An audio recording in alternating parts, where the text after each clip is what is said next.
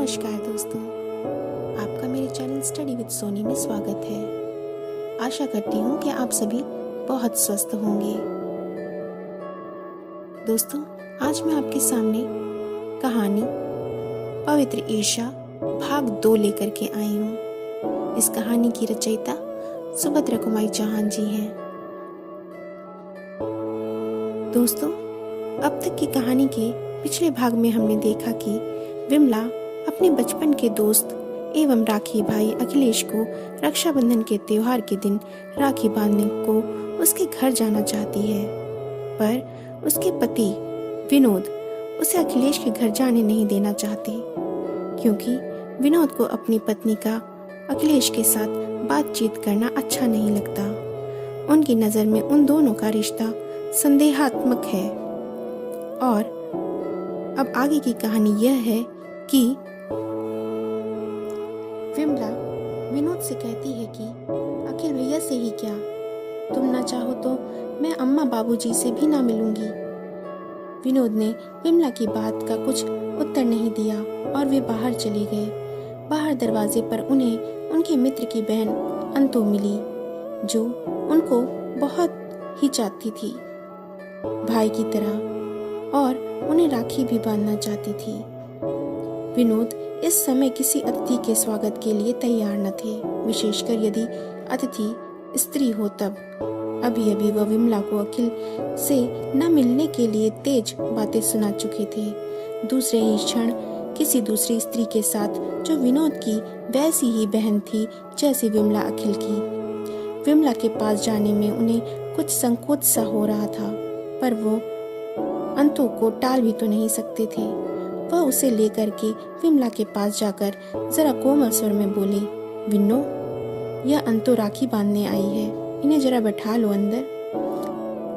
विमला ने उठकर आदर और प्रेम के साथ अंतु को बैठाया, पर अधिक बातचीत न कर सकी। अंतु विनोद के पास ही बैठकर इधर उधर की बातें करने लगी।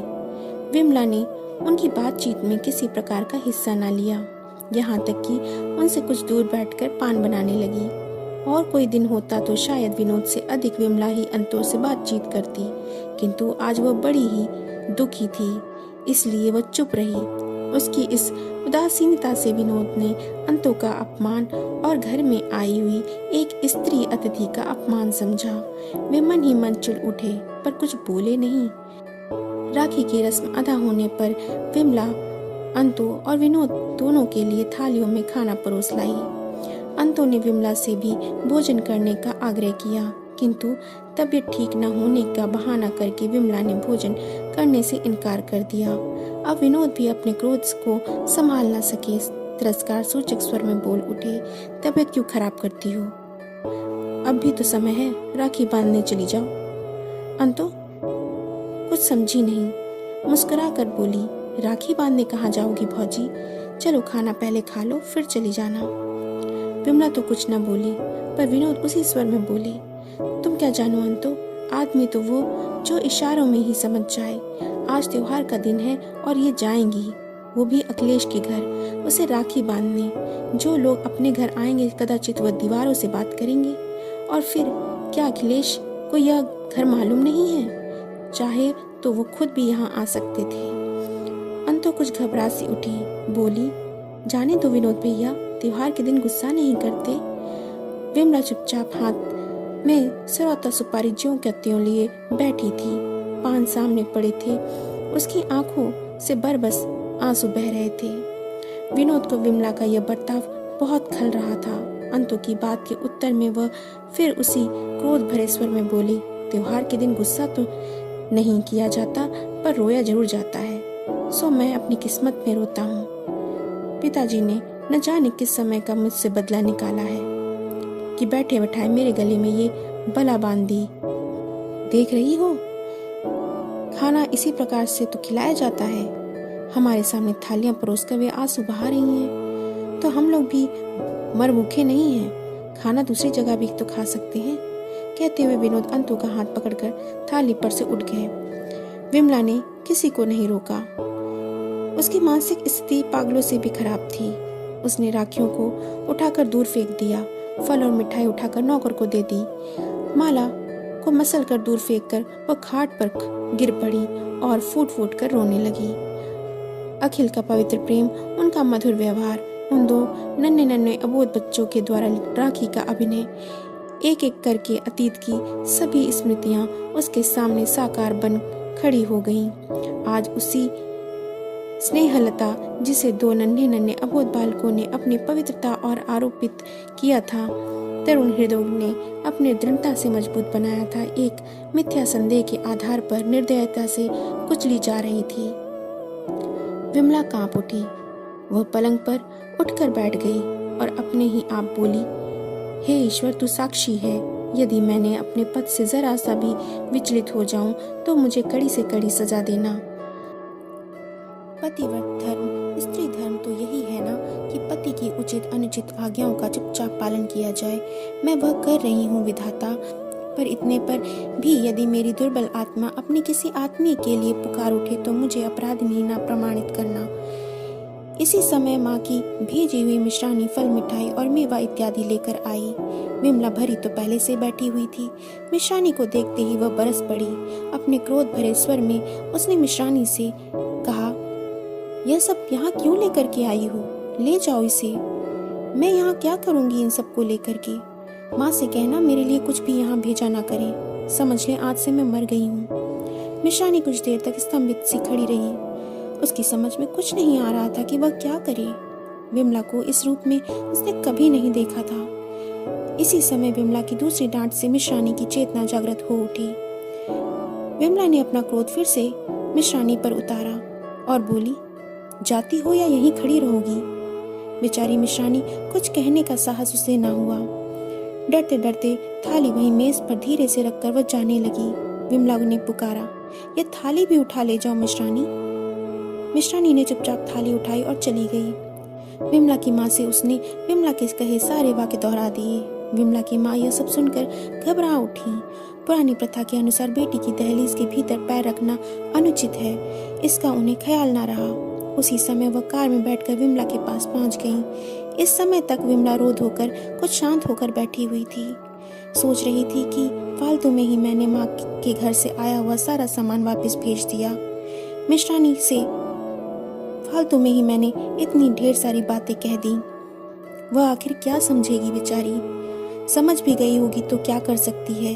वह माँ से ही तो कहेगी और माँ को दुख होगा। और अगर बाबू को मालूम हुआ तो? अनंतराम जी की वेदना के स्मरण मात्र से ही विमला फिर से रो उठी। इसी बीच उसकी माँ ने वहां प्रवेश किया। माँ को देखते ही उसका रहा सहा धीरज जाता रहा। माँ से लिपटकर वह खूब रोई।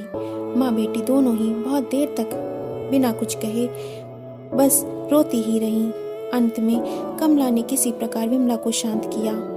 माँ के बहुत पूछने पर विमला ने माँ को सब कुछ बतला दिया।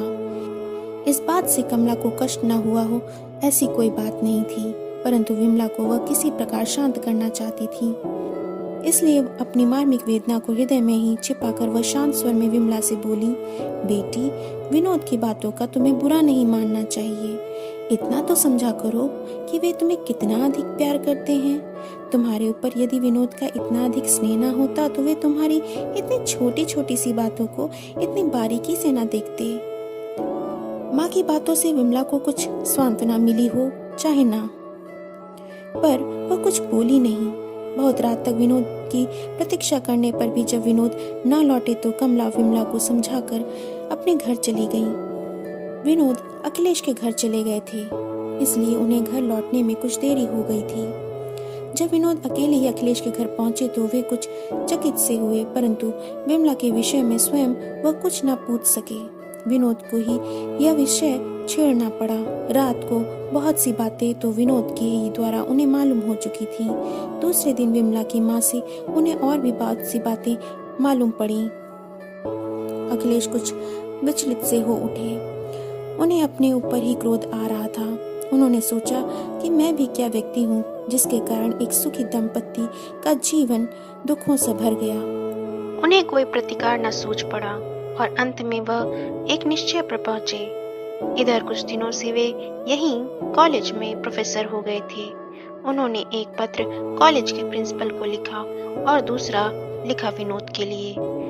कॉलेज का पत्र उसी समय कॉलेज भेजकर दूसरा पत्र नौकर को देकर समझा दिया कि शाम को वह विनोद को दे आवे।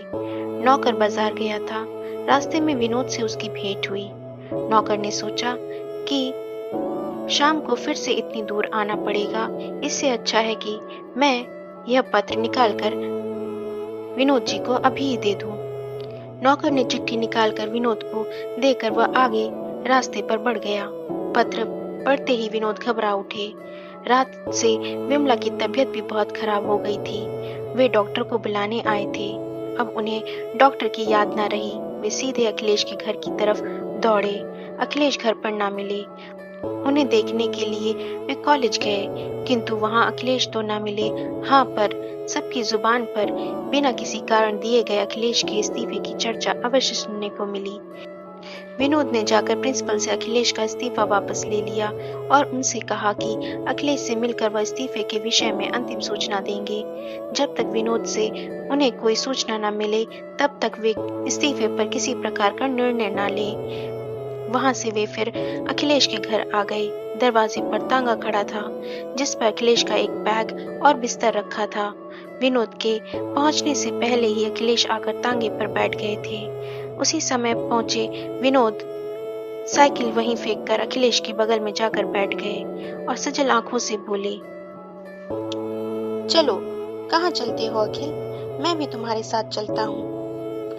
अखिलेश की आंखें भर आई थीं। वे कुछ क्षण तक कुछ बोल ना सके। अंत में वे किसी प्रकार अपने आप को संभाल कर बोले, तुम पागल हो गए हो क्या विनोद? तुम्हें मेरे साथ चलने की क्या जरूरत है? अच्छा, जरूरत की बात करते हो? ठहरो, तुम्हें अभी बतलाता हूँ। पर तुम यह समझ लो कि मैं तुम्हारा साथ स्वर्ग और नर्क तक भी नहीं छोड़ूंगा।